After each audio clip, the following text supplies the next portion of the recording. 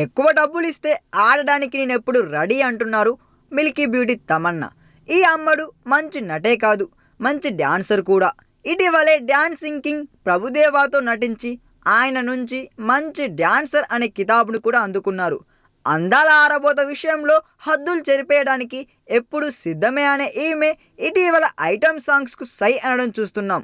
ఇంతకుముందు టాలీవుడ్లో దుమ్ము రేపిన తమన్నా ఇప్పుడు కోలీవుడ్లో సత్తా చాటుతున్నారు.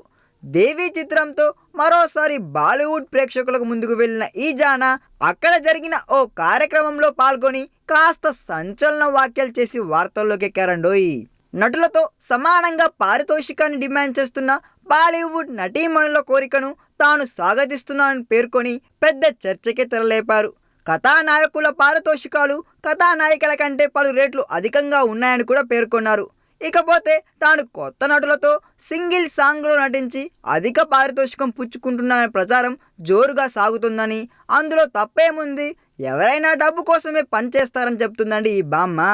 అయినా ప్రత్యేక గీతంలో నటించడం అంటే సాధారణ విషయం కాదు. తానే కాదు, కాజల్ అగర్వాల్, శృతి హాసన్ లాంటి వాళ్ళు కూడా ఐటమ్ సాంగ్స్లో నటిస్తున్నారని తమన్నా ఆవిడే సమర్థించేసుకుంటుంది. ఈ వీడియో మీకు నచ్చినట్లయితే సబ్స్క్రైబ్ చేయండి. ఫిలిమి స్టార్స్ బోలెడంత న్యూస్ బోల్డ్గా.